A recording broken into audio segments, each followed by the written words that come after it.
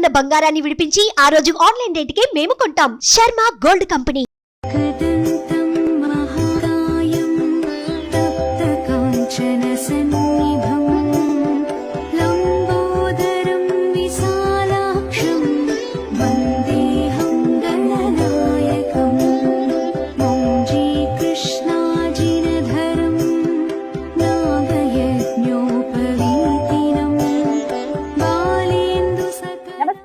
Welcome to Suman TV. నేను గీతాంజలి. దేవతల నుండి రాక్షసుల దాకా, స్వర్గలోకం నుండి పాతాళ లోకం వరకు మొదటి పూజలు అందుకునేటువంటి ఘనత, అర్హత ఆయనకు మాత్రమే సొంతం. ఆయన నవరాత్రులు వస్తున్నాయంటే చాలు, 6 ఏళ్ల పిల్లవాడి నుండి 60 ఏళ్ల ముసలివారి వరకు ఎంతో హుషారుగా ముందుకొస్తారు. మనం తలపెట్టే ఏ పనిలోనూ విఘ్నం రాకుండా మనల్ని కాపాడుతూ వరాలను అందించేటువంటి ఆ వరసిద్ధి వినాయక స్వామి వారి సుప్రసిద్ధ క్షేత్రమైన కాణిపాకంలో మనం ఉన్నాం.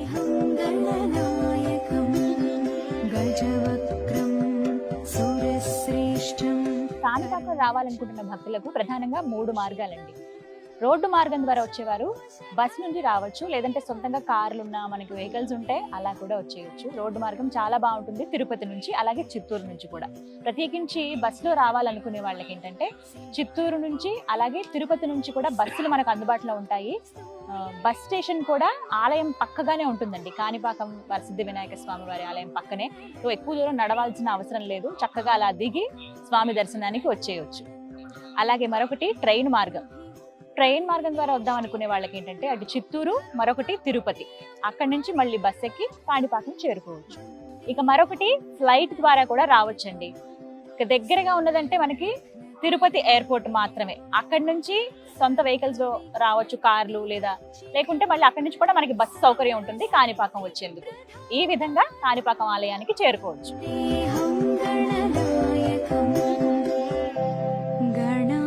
కాణిపాకం స్వయంభూ శ్రీ వరసిద్ధి వినాయక స్వామి వారిని దర్శించుకునేందుకు ప్రతినిత్యం ఎంతో మంది భక్తులు వస్తూ ఉంటారండి.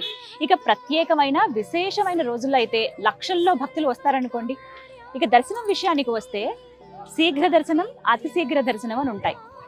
సుమారుగా 100 రూపాయలు, 150 రూపాయలు టికెట్ ఉంటుంది. లేదా మేము అంత వెచ్చించలేము అనుకునే వాళ్ళకి ఉచిత దర్శనం కూడా ఉంటుంది. ఇక స్వామివారి నిజరూప దర్శనం చేసుకోవాలంటే 100 రూపాయల టికెట్ అండి. ఎంత దివ్యంగా ఉంటారో స్వామి, ఎలాంటి ఆభరణాలు, ఆ వెండి తొడుగులు అవి ఏవి, కిరీటం కానీ ఏవి లేకుండా అలా స్వామిని ఆ నిజ రూపంలో చూడవచ్చు అనమాట. ఇలా ప్రత్యేకించి వేళలు ఉంటాయి, అవి మనం చూసుకుని మీరు డీటెయిల్ గా వెబ్సైట్ లో ఒకసారి చెక్ చేసుకుని రావచ్చు. అలా స్వామిని మీరు దర్శించుకోవచ్చు అనమాట. బాహుదా నదీ తీరంలో స్వయం వ్యక్తమైనటువంటి శ్రీ వరసిద్ధి వినాయక స్వామి వారిని దర్శించుకుని అలాగే ఈ క్షేత్ర మహత్యాన్ని కూడా తెలుసుకుందామా? మరి రండి.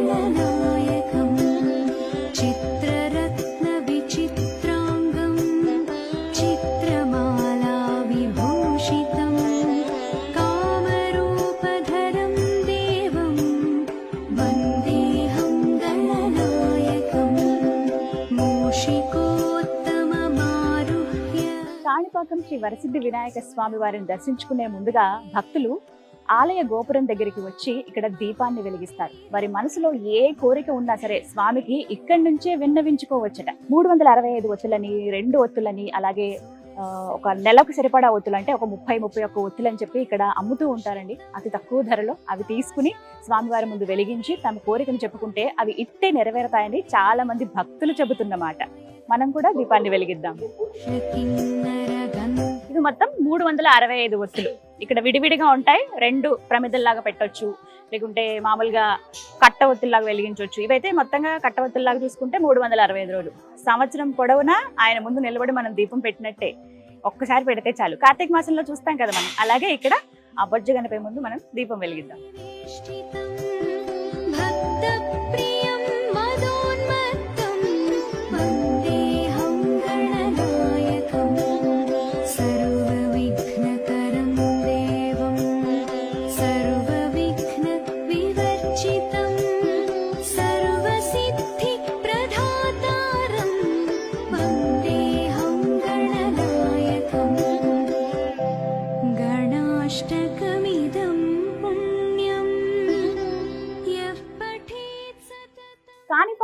వరసిద్ధి వినాయక స్వామి వారి ఆలయ వేళలు ఉదయం 4 గంటల నుంచి రాత్రి 8:30 వరకు నిర్విరామంగా భక్తులకు దర్శనమిస్తూనే ఉంటాడు ఆ బొజ్జ గణపయ్య.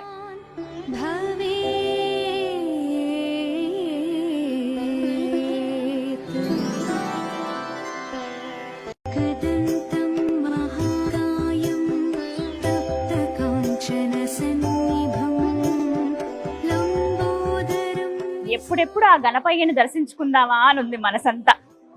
ఆలయం లోపలికి మనం ప్రవేశించేసామండి. ఎదురుగుండా స్వామి కనపడేటట్టుగా మనకు కనిపిస్తారు కానీ ఇక్కడి నుంచి కనపడరు. ధ్వజస్తంభం అలా మనకు కనపడుతుంది. కుడివైపుగా వెళ్ళి స్వామిని అలా దర్శించుకోవచ్చు.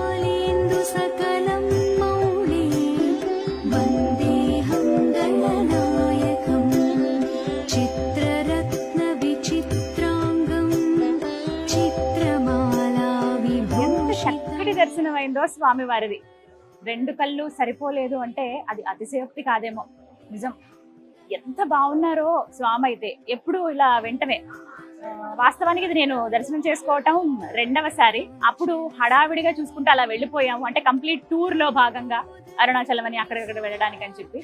కానీ ఇవాళ అయితే చాలా ప్రశాంతంగా స్వామిని నేను దర్శించుకున్నాను. ఎంత బాగుంటాడండి ఆ గణపయ్య, అలా చూస్తూ ఉండిపోవాలనిపిస్తుంది. ప్రత్యేకంగా అడిగి మరి ప్రత్యేక పూజలాగా చేయించుకున్నాము. ఇలా ఫస్ట్ గర్భగుడిలోకి అడుగు పెడుతున్నాం, అంటే ఆలయ ప్రాంగణంలోకి వస్తున్నాం అనగానే ఒక అద్భుతమైన ఒక భావన మనల్ని అల్లుకుంటుంది. లోపలికి రావడమే ముందుగా మనం వీరాంజనేయ స్వామిని దర్శించుకోవాలండి. మనం అలా ముందుకు నడుస్తూ ఉంటే ఎడం పక్కగా మనకి ఆ వీరాంజనేయ స్వామి వారు కనిపిస్తారు. ఆయనే ఈ కాణిపాకం క్షేత్రానికి క్షేత్రపాలకుడు. అలా ఆంజనేయ స్వామిని దర్శించుకుని దండం పెట్టుకుని, అయ్యా నేను గణపతిని దర్శించుకోవడానికి వెళ్తున్నాను, నా దర్శనం సుఖంగా సవ్యంగా జరిగేలా చూడు అని ముందుగా ఆయనకు విన్నవించుకుని అలా అడుగులో అడుగు వేసుకుంటూ ఓం గం గణాధిపతయే నమః అని ఆ స్వామిని తలుచుకుంటూ విఘ్నేశ్వరాయ నమః అనుకుంటూ నెమ్మదిగా అలా లోపలికి వెళుతుంటే ముందుగా వెండి ద్వారం మనకు కనపడుతుందండి. ఆ ద్వారం నుంచి కొద్దిగా లోపలికి వెళితే ఆహా ఆ మంగళమూర్తిని చూడవచ్చు. బావిలో స్వయంభూగా వెలిసినటువంటి ఆ స్వామి దివ్య రూపాన్ని చూడటం అనేది ఎన్నో జన్మల పుణ్యఫలం. చక్కగా వివరించి చెబుతూ ఉన్నారు. తొండం అలాగే చెవులకి, అలాగే స్వామి వారికి శేషవస్త్రంగా వెండి కవచాన్ని ధరింపజేశారు. పైన తెల్లటి వస్త్రాన్ని ధరింపజేశారు. అలాగే నామం స్వామివారి అది కూడా వెండితో ఉంటుంది. తొండం ఇది అని తెలియడానికి ఒక గుర్తుగా ఇలా ఒక కవచం కావచ్చు. ప్రతి ఒక్కటి వివరించి చెబుతూ ఉన్నారనమాట. బావిలో ఆయన ఉన్నారనడానికి నీరు ఇప్పటికక్కడ ఊరుతూ ఉంటుంది కదా, అదంతా పైనంతా బంగారపు తొడుగుతోటి అలా ఆయన ఒక రాజులా కూర్చున్నారన్నట్టుగా కనిపిస్తుంది అనమాట. గణపయ్య ఎదురుగుండా బుజ్జిగా మూషికం చూడగానే మనకి అబ్బాలే ఉందే అని అనిపిస్తుందండి. మూషికానికి కూడా వెండి కవచం తొడిగారు. అలా స్వామి ఎప్పుడు ఆజ్ఞిస్తారా నేను సిద్ధంగా ఉన్నానని చెప్పినట్టుగా స్వామిని అలా చూస్తూ మనకు ఆ మూషికం కనపడుతుంది. ఇక ఆ విఘ్నరాజు గురించి చెప్పాలా, మన కష్టాలన్నీ ఇట్టే తొలగిపోతాయి ఆయన దర్శనం చేసుకుంటే అని అంటారు. ఏమన్నా అడ్డంకులు మన జీవితంలో ఎదుర్కొంటే ఒక మాట ఆయనకి చెప్తే చాలట, వాటిని ఇట్టే సులువుగా తీసేస్తాడా గణపయ్య అని చెప్తారు. అందులోనే ఇక్కడ స్వామి స్వయం వ్యక్తం అయ్యారు కదా, వ్యక్తం అవటంతోనే ఏవైతే వైకల్యంతో ఉన్నారో వాళ్ళనే ముందుగా కరుణించాడట. అదే ఇక్కడ ప్రసిద్ధి అని చెప్తారండి. ఎవరైతే అది శరీర వైకల్యమే కావచ్చు, మనసు వైకల్యం కూడా కావచ్చు, స్వామి ఇలా ఉంది నా ప్రవర్తన, ఇది ఉంది అని చెప్పి స్వామి మొహమాటం లేకుండా మనలో ఉన్నటువంటి భావన ఆయన ముందు పెడితే ఖచ్చితంగా అది చెడు అయితే గనక వెంటనే తీసేస్తాడు. మంచి సత్ప్రవర్తనని మనకు అందిస్తాడు ఆ వరసిద్ధి వినాయకుడు. వరాలను కూడా అందిస్తాడు. నాకైతే చాలా చక్కటి దర్శనం జరిగిందండి. చూస్తున్నంతసేపు అలా ఎక్కడో వేరే లోకానికి వెళ్ళిపోయినా ఆయన ముందు అలా కూర్చున్నానా అని చెప్పి కోరిక ఏమీ అడగబుద్దేదు. ఆయన్ని పొగడడం, ఆయన్ని అలా కీర్తించడం, ఆయన చూడడమే సరిపోతుంది అనమాట. దాదాపుగా 5-10 నిమిషాల వరకు ఉండగలిగాను. మా టీం అంతా కూడా దర్శనం చేసుకున్నాం చాలా చక్కగా. అలా స్వామిని దర్శించుకుని నెమ్మదిగా బయటకు వస్తే తీర్థ ప్రసాదం అందిస్తారు. అలా చుట్టుపక్కల మొత్తం ఆలయం అంతా కూడా చూడొచ్చు. ఆ విశేషాలు కూడా చూద్దాం.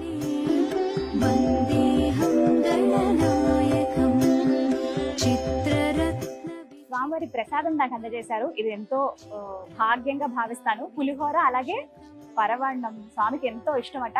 ప్రతిరోజు వచ్చినా సరే మనకి ఈ ప్రసాదం అయితే ఉంటుంది. ప్రత్యేకమైన సమయాల్లో కుడుములు కూడా ఇస్తారట. చూద్దాం, ఇవాళ సాయంత్రం వరకు ఆలయం దగ్గరే ఉంటారు. అది అందుకునే భాగ్యం ఉంటుందేమో మరి. అని చాలా అదృష్టం ఇది స్వామివారి ప్రసాదం ఇలా తీసుకోవడం అనేది.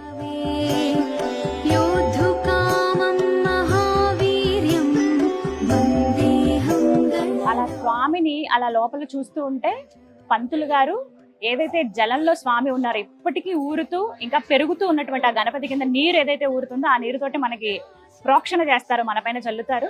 అలాగే గంధం బొట్టు కూడా పెడతారు. ఇదిగో నాకు పెట్టారు ఇలా. సత్య ప్రమాణాల స్వామి అని ఈ స్వామి వారికి పేరు. అవును. ఏమి అంటే 1954కు ముందు ఇక్కడ ప్రమాణం చేసిన వారికి మన న్యాయస్థానాలు కూడా తీర్పు ఇక్కడ ప్రమాణం చేసి 6 నెలల పాటు ఎవరైతే సుఖంగా ఉన్నారో వారి దగ్గరే న్యాయం ఉందని చెప్పి వారికే అనుకూలంగా తీర్పు ఇచ్చేవి మన న్యాయస్థానాలు. తీసుకునేవాళ్ళు, దీన్ని ప్రామాణికంగా తీసుకునేవారు. ఇప్పటికీ ఆ ప్రమాణాలు అనేటువంటిది ఈ రోజుకి నేటికి జరుగుతూ ఉంది. ప్రతిరోజు సాయంత్రం 4:30కి అంటే తప్పు చేసిన వాళ్ళు తప్పు చేశారు అని చెప్పి నింద వేసిన వారు ఇద్దరు కూడా ఎదురుగా ఉన్నటువంటి స్వామివారి కోనేరులో తలస్నానం చేసి తడి బట్టలతో లోపలికి వస్తారు. వాళ్ళు ప్రమాణం చేసేటప్పుడు స్వామివారి దగ్గర అర్చకులు గాని వేద పండితులు గాని ఎవరు సిబ్బంది ఎవరు ఉండరు. ఒక అటెండర్ మాత్రమే ఉంటారు. బయట గ్రిల్ వేసి పెడతారు. స్వామివారి దగ్గరికి వాళ్ళిద్దరూ వస్తారు. తప్పు చేశాను అని ఎవరైతే నింద వేస్తున్నారో వారు మొదటగా కర్పూరం వెలిగించి నువ్వే ఈ తప్పు చేశావు అని చెప్పేసి కర్పూరం వెలిగిస్తారు స్వామివారి ఎదురుగా.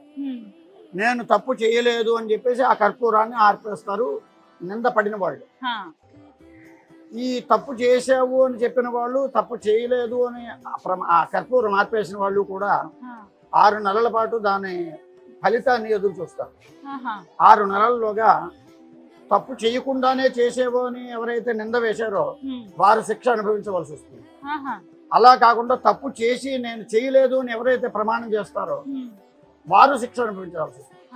ఈ విధంగా ఇలాగ తప్పుడు ప్రమాణాలు చేసి పిచ్చి వాళ్ళ ఈ కాళ్ళు పోయి కళ్ళు పోయి ఇలాగా తిరుగుతున్న వాళ్ళు ఇక్కడే చాలా మంది, ఈ చుట్టుపక్కలే చాలా మంది ఉన్నారు. ఎంతో మంది ప్రమాణం కోసమని వచ్చి ఆ గుమ్మం దగ్గరే ఆగిపోయిన వాళ్ళు కూడా ఉన్నారు. ఈ మధ్య కాలంలో కొంతమంది రాజకీయ నాయకులు కూడా మీరు చెప్పేది నిజమైతే రండి కాణిపాకం వెళ్ళి ప్రమాణం చేద్దామనేటువంటి స్థాయిలో స్వామివారి యొక్క నిదర్శనం ఉంది. అదే మనకి నిదర్శనం. చాలా మంది అక్కడే ఆగిపోతారు. ఈ గోపురం దగ్గరికి వచ్చి వద్దు ఇక్కడ ప్రమాణం చేయొద్దు మనం రాజీ పడిపోతాము అనేటువంటి దీంట్లో కూడా ఆగిపోతూ ఉంటారు. అలాగా ఈ దేనికైనా బానిసలు అయిపోయిన వాళ్ళు, వివాహేతర కారణాలు ఉన్న వాళ్ళు, దొంగతనాలు, ఇటువంటి ఇది అన్ని చెప్పడానికి లేదు. ప్రతి ఒక్క సమస్యకి స్వామివారి దగ్గరికి వచ్చి నిర్ణయం చేసుకుంటాం అన్నమాట. అట్లాగా స్వామివారికి సత్య ప్రమాణాల స్వామి అని స్వామివారికి ఆ పేరు కూడా. ఇదే శ్రీ వరసిద్ధి వినాయక స్వామి వారి యాగశాల. భక్తులు తమకున్నటువంటి ఎన్నో కోరికలు స్వామి వారి ముందు విన్నవించుకుని నీ ముందు ఒక యాగం చేస్తాం స్వామి, ఆ కోరికలను తీర్చు అని దీనంగా వేడుకుంటారట. అలా వేడుకున్న వారికి ఆ స్వామి అనుగ్రహించకుండా ఉంటారా? ఎవరికైతే స్వామి అనుగ్రహించారో చక్కగా ఇక్కడికి వచ్చి వివిధ సమస్యలు, అది ఏ సమస్య అయినా కావచ్చు, ఏ కోరికైనా సరే తీరనిది అంటూ ఉంటే కాణిపాకం శ్రీ వరసిద్ధి వినాయక స్వామి వారి ఎదురుగుండా ఇక్కడ ఈ యాగశాలలోనే హోమం నిర్వహించుకుంటారు.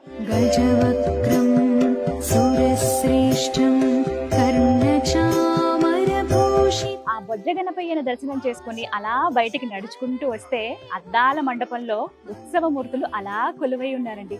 సిద్ధి బుద్ధి సమేతంగా ఆ వినాయకుడిని మీరు కూడా దర్శించుకోండి.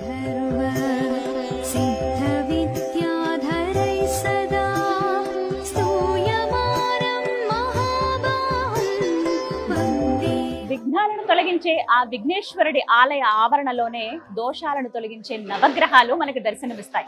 ఒక్కసారి ఆ నవగ్రహాలకు దండం పెట్టుకుని దీపం వెలిగించి వెళుతూ ఉంటారు భక్తులు. ఆదిత్యాయ సోమాయ మంగళ బుధాయ చ గురు శుక్ర శనిభ్యశ్చ రాహవే కేతవే నమః.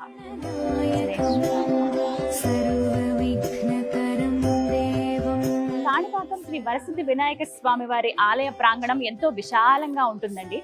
ఆలయం ఇప్పుడంటే ఇంత సుందరంగా భవ్యంగా ఉంది, కానీ ఇంతకు ముందు కాస్త చిన్నదిగా ఉండేది.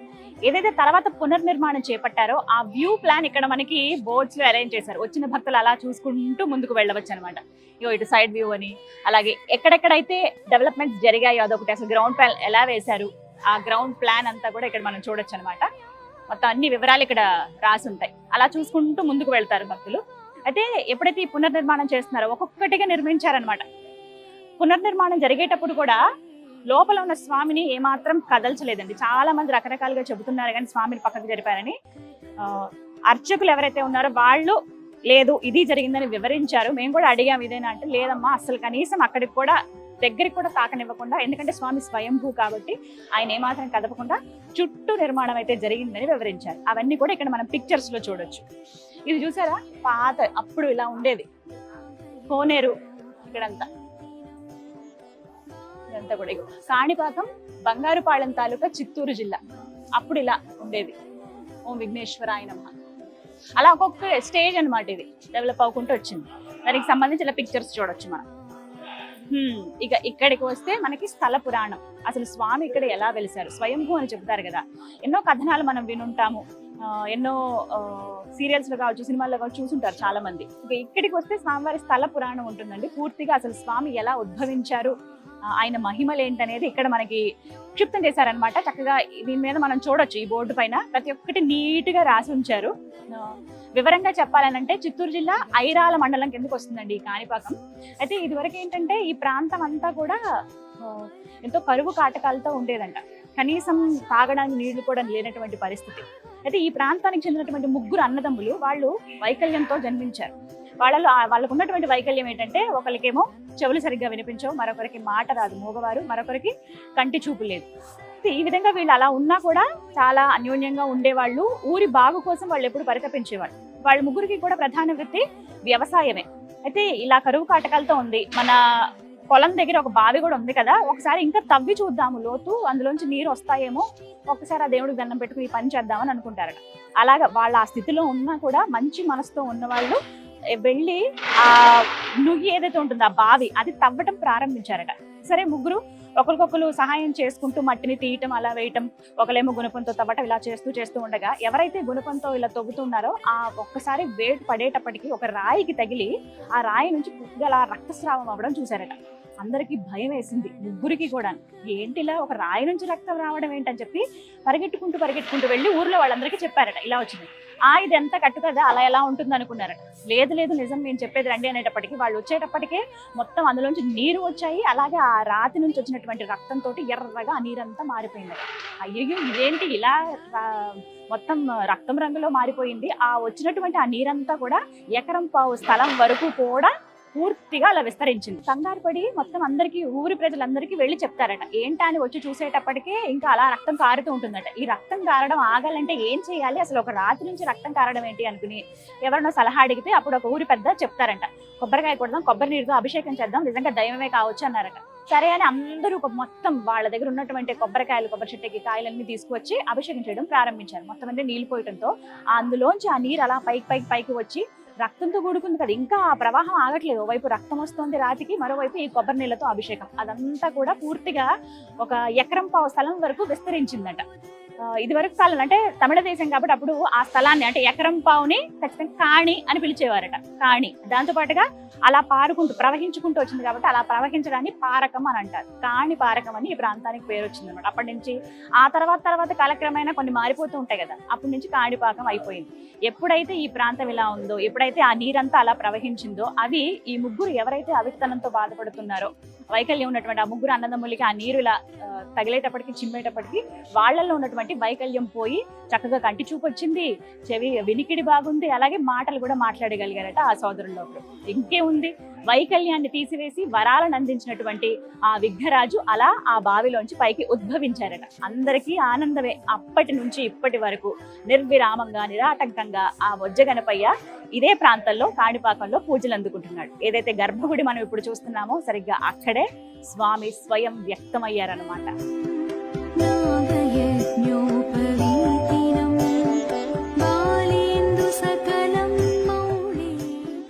కాణిపాకం శ్రీ వరసిద్ధి వినాయక స్వామి వారు అంతకంతకు పెరుగుతున్నారు అనడానికి నిదర్శనాలే ఈ తొడుగులండి. ఈ వెండి తొడుగులు ఏవైతే కనబడుతున్నాయో స్వామి వారికి విశేష పూజలు జరిగేటప్పుడు, విశేష ఉత్సవాలప్పుడు, బ్రహ్మోత్సవాలప్పుడు తొడుగుతారనమాట. అయితే ఒక్కసారి దగ్గరికి రండి, మీకు ఒక విషయం చూపిస్తాను. ఈ చిన్నగా ఏదైతే మీకు కవచం కనబడుతోందో ఆ కవచం ముందు కొన్ని సంవత్సరాల ముందు స్వామి వారికి చేయించారట. ఆ తర్వాత అదే కవచం స్వామికి ధరింపజేద్దామని చూస్తే స్వామి పెరిగినట్టుగా కవచం చిన్నదైనట్టుగా అనిపించింది. అప్పుడు అనిపించిందట స్వామి పెరుగుతున్నారే అని. సజీవ దేవుడు ఈ బొజ్జగణపయ్య అని అనుకోవాలి. ఎందుకు అనంటే ఆ తర్వాత మళ్ళీ ఇంకొక కవచం చేయించారు. ఇప్పుడు ఆ కవచం కూడా సరిపోవట్లేదంట, ఇంకా అంతకంతకు పెరుగుతున్నాడా బొజ్జగణపయ్య అని చెబుతున్నారు. ఇవే కదా ప్రత్యక్ష సాక్ష్యాలు.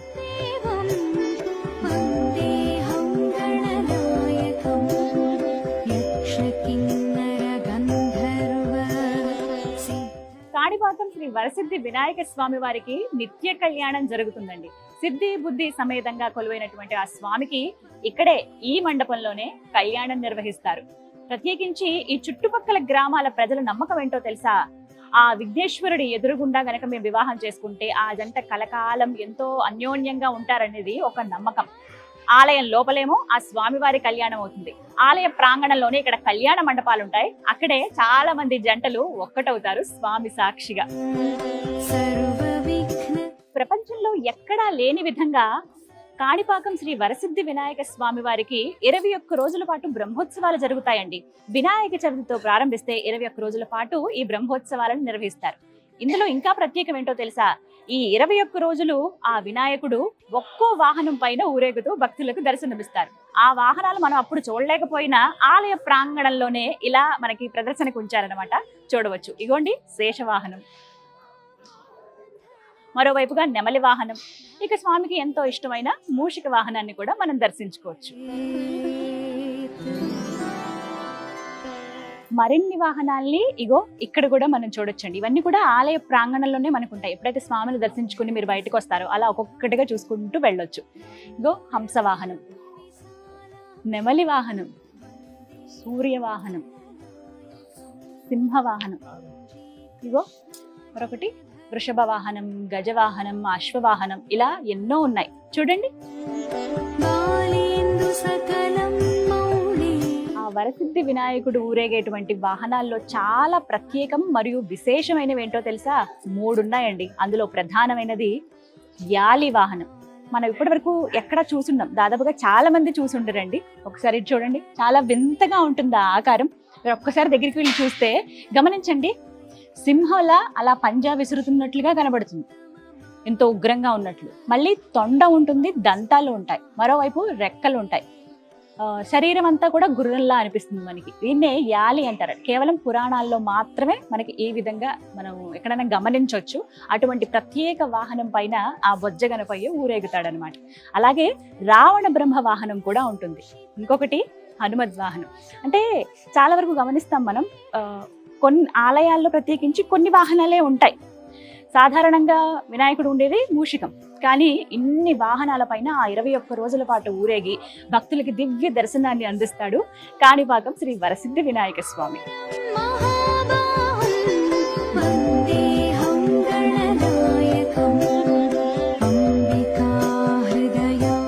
కాణిపాకం శ్రీ వరసిద్ధి వినాయక స్వామి వారి ఆలయ ప్రాంగణంలోనే షోడశ గణపతుల్ని మనం దర్శించుకోవచ్చండి.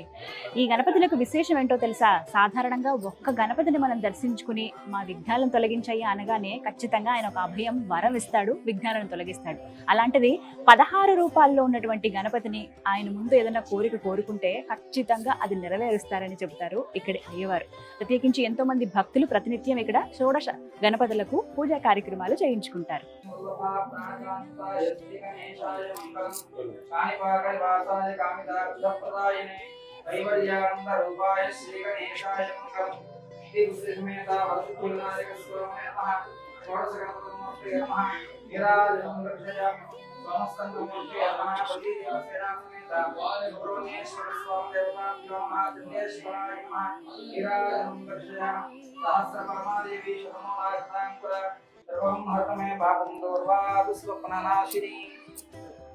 శ్రీ మహాగణాధిపతయే నమః. స్వయంభూ శ్రీ వరసిద్ధి వినాయక స్వామి వారి దేవస్థానం కాణిపాకం. స్వస్తి శ్రీ చాంద్రమాన శ్రీ క్రోధినామ సంవత్సర భాద్రపద శుద్ధ చవితి అనగా వినాయక చతుర్థి 7/9/2024 సంవత్సరము శనివారం నుండి ఈ దేవస్థానం నందు 21 రోజుల పాటు బ్రహ్మోత్సవాలు నిర్వహించడం జరుగుతుంది. ఈ బ్రహ్మోత్సవాల్లో భాగంగా 7వ తేదీన శనివారం నాడు శ్రీ స్వామివారికి మూల విరాట్కి ప్రత్యేక అభిషేకము, వివిధ పుష్పాలంకరణాన్ని జరుగుతాయి. మరుసటి రోజు అంటే 8వ తేదీ ఆదివారం ఉదయం 9 గంటల నుండి 10 గంటల మధ్య తులాలగ్నం నందు ధ్వజారోహణం చేయడం జరుగుతుంది. ఆ రోజు నుంచి నవరాత్రి ఉత్సవాలు ప్రారంభమవుతాయి. ఈ ధ్వజారోహణ నుండి నవరాత్రి ఉత్సవాలు 16వ తేదీ వరకు అంటే సెప్టెంబర్ 16వ తేదీ వరకు నవరాత్రి ఉత్సవాలు జరుగుతాయి. 16వ తేదీన ధ్వజ అవరోహణ జరుగుతుంది. తర్వాత 17వ తేదీ నుంచి ప్రత్యేక ఉత్సవాలు 27వ తేదీ వరకు నిర్వహించడం జరుగుతుంది. ఈ బ్రహ్మోత్సవాలన్నీ కూడా ఈ చుట్టుపక్కల ఉన్నటువంటి 14 గ్రామాలకు సంబంధించినటువంటి భక్తులు వారే ఉభయదారులుగా పూర్వకాలం నుండి వారే ఇక్కడ ఈ బ్రహ్మోత్సవాలు నిర్వహించడం జరుగుతూ వస్తూ ఉంది. ప్రతి సంవత్సరం కూడా వారే ఈ సంవత్సరం బ్రహ్మోత్సవాలు ఎలా నిర్వహిద్దాము అనేటువంటి దాని గురించి ఒక సమావేశం ఏర్పాటు చేసుకున్నారు గత నెలలో. ఈ సంవత్సరం కూడా బ్రహ్మాండంగా అంగరంగ వైభవోపేతంగా బ్రహ్మోత్సవాలు నిర్వహించడానికి వారు నిర్ణయం తీసుకుని దేవస్థాన అధికారులు వారికి చెప్పి ఈ విధంగా నిర్వహించండి అని వారు చెప్పడము, ఆ విధంగా కావలసిన వారు చెప్పినటువంటి విధంగా బ్రహ్మోత్సవాల నిర్వహణకి ఏర్పాట్లు చేయడం జరిగింది. ఈ 14 రోజులు, ముందు 9 రోజులు, తర్వాత 11 రోజులు కూడా మొత్తం 21 రోజులు కూడా ఒక్కొక్క రోజు ఒక్కొక్క కులానికి సంబంధించినటువంటి ఒక్కొక్క గ్రామానికి సంబంధించినటువంటి ఉభయదారులుగా వ్యవహరించి ఉదయం స్వామివారికి అభిషేకము, వివిధ రకాలైనటువంటి పూజలు నిర్వహించి రాత్రి గ్రామోత్సవాలు నిర్వహించి చేయడం ఈ బ్రహ్మోత్సవాల యొక్క విశిష్టత.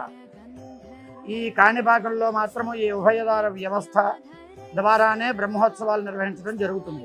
అందులోకి గాను కావలసినటువంటి ఏర్పాట్లన్నీ దేవాదాయ శాఖ మంత్రి గారి ద్వారా, మన రాష్ట్ర ముఖ్యమంత్రి గారి ద్వారా నిన్న బ్రహ్మోత్సవ పత్రం ఆవిష్కరించడం జరిగింది.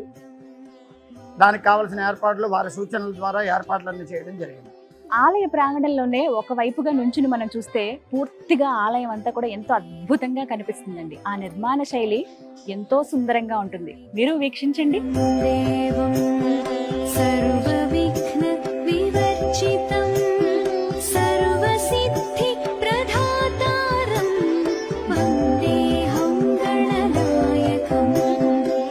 ఇదే కాణిపాక వరసిద్ధి వినాయక స్వామి వారి ప్రసాద విక్రయ కేంద్రం అండి. స్వామికి ఎంతో ఇష్టమైనటువంటి లడ్డు ఇక్కడ ప్రసాదంగా అందిస్తారు. చిన్న లడ్డు, పెద్ద లడ్డు, వడ, పులిహోర ఇవన్నీ ఇక్కడ మనం కొనుక్కోవచ్చు. కాణిపాక వరసిద్ధి వినాయక స్వామి వారి క్షేత్రాన్ని హరిహర క్షేత్రం అని కూడా అంటారండి. ఎందుకో తెలుసా? ఈ స్వామి ఇక్కడ ఉద్భవించే కంటే ముందే వరదరాజ స్వామి వారి ఆలయం ఇక్కడ ఉండేది. అలాగే మణికంఠేశ్వరుడి ఆలయం కూడా. ఆ విఘ్నేశ్వరుడి దగ్గరే మనం వరదరాజస్వామిని అలాగే మణికంఠుణ్ణి కూడా దర్శనం చేసుకోవచ్చు. కాణిపాకం స్వయంభూ శ్రీ వరసిద్ధి వినాయక స్వామి వారి స్వర్ణరథ మండపం అండి ఇది. చాలా ప్రత్యేకమైన రోజుల్లో స్వామి ఈ స్వర్ణ రథం పైన ఊరేగుతూ భక్తులకు దర్శనమిస్తూ ఉంటారు. స్వయంభూ శ్రీ వరసిద్ధి వినాయక స్వామి వారి అన్నప్రసాద సముదాయం ఇదే. ప్రతినిత్యం వేల మంది భక్తులు ఇక్కడ స్వామివారి ప్రసాదాన్ని స్వీకరించి వెళుతూ ఉంటారు.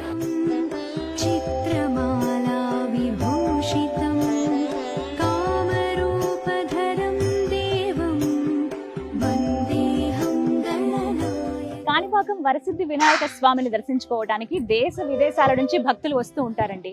ప్రత్యేకంగా ఇతర మతస్థులు కూడా ఈ స్వామిని దర్శించుకోవడానికి వస్తారంటే అది అతిశయోక్తి కాదు. ఇంకా చెప్పుకోవాలి, ఎన్నో మొక్కులు మొక్కుకుంటే ఖచ్చితంగా ఆ మొక్కుల్ని వాళ్ళు నెరవేర్చుకునే వెళ్తారంట. అంటే స్వామి ఆ విధంగా వాళ్ళకి అనుగ్రహిస్తాడని చెప్తారు. అలా ఎవరైతే వాళ్ళ మొక్కులు తీరాయి అనుకుంటారో వాళ్ళు స్వామికి తల నీలాలు సమర్పిస్తారు. ఇక్కడ కళ్యాణ కట్ట కూడా ఉంటుంది.